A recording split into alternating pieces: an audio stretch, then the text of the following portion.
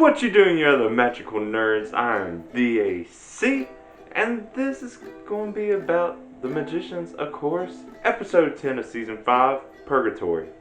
Now, man, a lot happens in this episode, but it was also kind of a weird episode for me. I don't know why. I had a weird feeling, and I do know why. I don't know what's that. So, let's just start, as normal, with my least favorite, Julia. So Julia and Ailey are still locked up, trying to figure out how to get out. And, you know, what ends up happening is they realize the baby inside Julia, which I guess is Penny's, it starts kind of ciphering its magic to Julia whenever she gets worked up. They start realizing this because she's able to start seeing some of Charlton. And then they're like, maybe the baby is doing this. So then Charlton goes inside Ellis' memory to see if he learned anything at break bills. He did. He comes back. He tells them they make this whole plan. And eventually Julia is able to tap into her baby's power, magic, whatever, and is able to travel outside of the prison cell. That's it. That's all for them. Let's move on. So, the other thing that's going on is Penny and Plum found themselves inside this mysterious room. Now, my first thought was this had something to do with a couple. I still think it may have something to do with a couple. I don't know. This is the part that made it seem so weird. So they're in this room. They've been there for a while. They think there's no time in this room because a guy pops up. His name is Eliphas or Eli. And apparently time travelers are a real thing. Just like, you know, regular travelers, there's also some that can traverse both space and time. And Plum is one of those. And he is trapping them in this room. So, pretty much, he doesn't want them messing up, you know, space-time continuum, blah, blah, blah. That's what he says. What ends up happening is he pulls out this chair, and Plum can stick her arm in it, and it'll take out her time-traveling curse, as he says. He ends up just being a junkie that wants more, because apparently traveling through time is finite. He can only do it so much, so he's wanting to take hers for himself. He still says everything he's doing is true, like he really is trying to protect space-time, but he hasn't found anyone else that is as good as him or that he can trust, so he keeps taking people's. I think that part is an excuse. I think he just wants it all to himself. There might be some connection to the couple, because otherwise there's no reason for this to even exist. Unless they had more plans that aren't going to be able to happen. Anyway, so he takes a lot of it, but she's still left with some. I don't know, this whole part was weird. One, because time magic, time traveling, it's a whole thing that's been going through the series. Now that there's suddenly a time traveler who's wanting to fix things, but he hasn't actually. Maybe he only fixes things other time travelers can do and not what people with time magic do. I don't know, it's weird. It doesn't make any sense to me. There has to be something more to it that they aren't revealing yet. There has to be more that comes out. And linking it to the couple is the only thing I can think of. I guess. I don't know. This whole... It's weird. I don't know what they're doing. So I'm kind of excited to see what they do. But right now, I'm not putting the pieces together. And that's weird for me. Because usually I can figure this stuff out. I don't know. Anyway, let's move on from that. So apparently what happened to Alice with the actual couple, that was all true. As far as we know, it still could have been a psychological thing. And they made both Katie and Alice think that this was true. But apparently Alice got her fingers back, but they don't really work magically as well. And Katie's still thankful to her. They say they're going to take down the couple. And they're doing all this until Margot shows back up, talking, being Margot. Her eyes are still with Josh, and she starts bleeding. And that's because back in Philly, the Dark King, or Rupert, as I can start calling him now, finally, I don't know. Anyways, still excited about that. He has Josh kind of just as a prisoner. He puts on a little medallion, smears some blood on it, summons the Taker.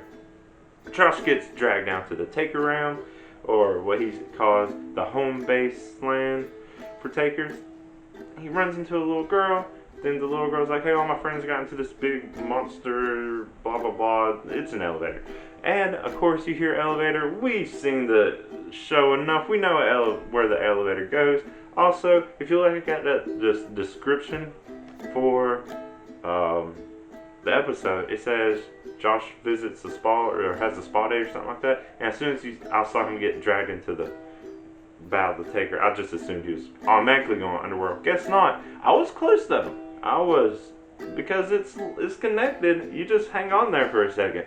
So they go to underworld. They're in, I guess, what is Purgatory. It's not what we've seen before.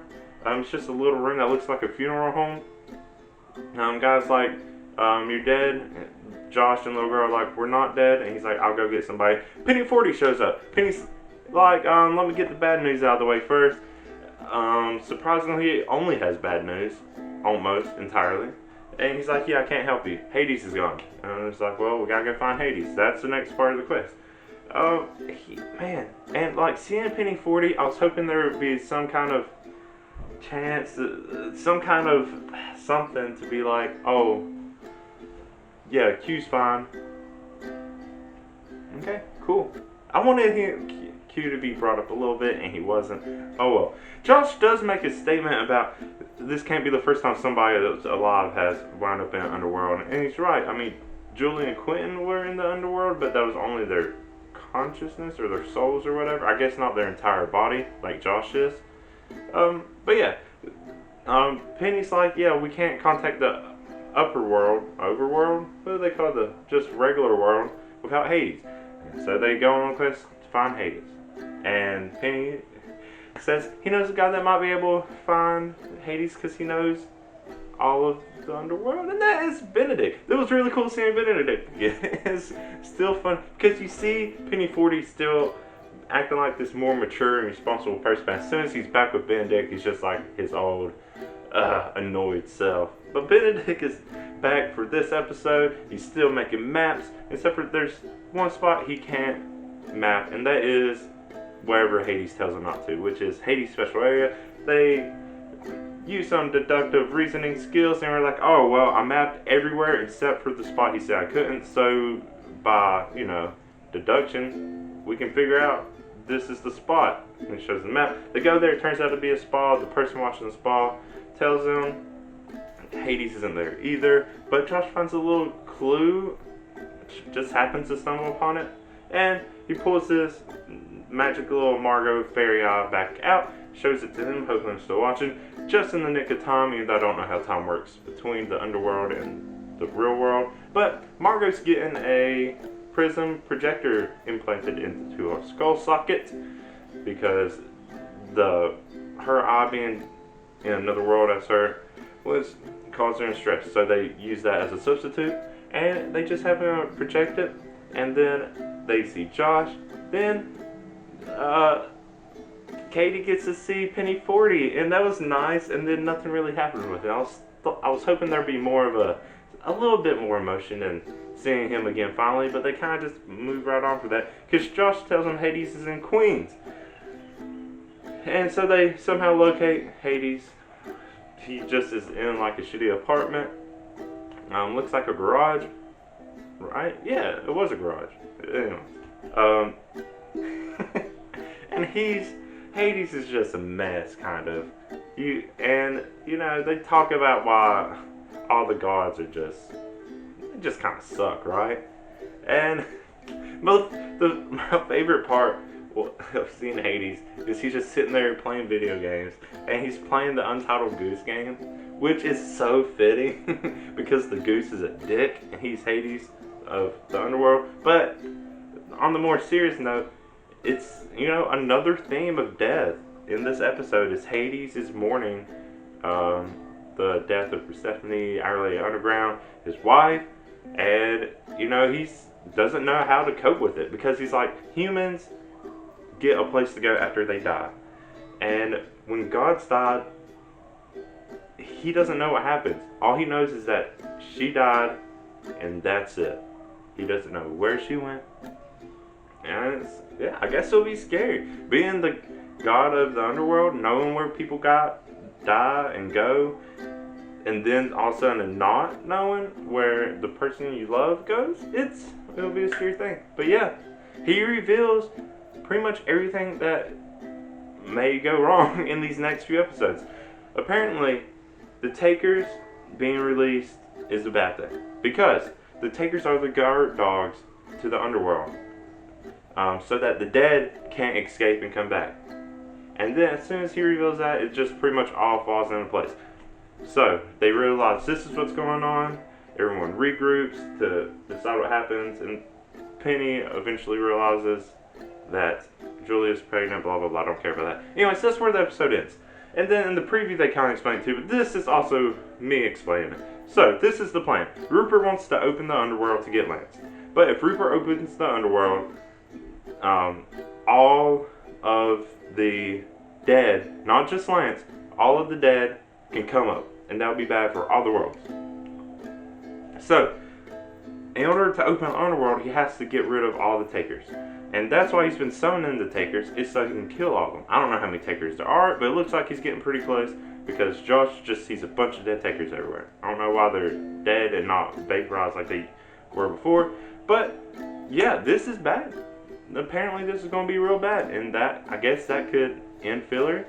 We'll see what happens. But, I also want to say one more thing. This goes back to the apocalyptic vision, kind of, that Margot gets as she's sharing it from Ember. And one of the things Ember says is the King of Fillory gets this message when the rising of the dead. And in the vision, he makes it a joke, and he's like, yeah, not much they can do, the dead. Just didn't like the thought of them.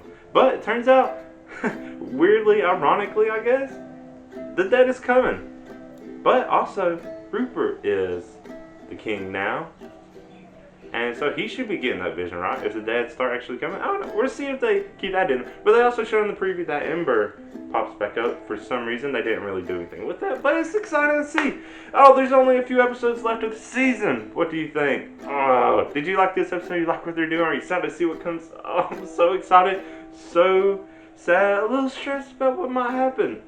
But let me know. Let's talk about the magicians. If you like what I'm saying, you like what I'm doing, go ahead and like this video too. If you want to see more of me talking about magicians and getting all worked up, go ahead and subscribe to my channel, because I definitely do a whole lot of that. But until then, until the next episode, I am the AC. Thank you for watching, and bye.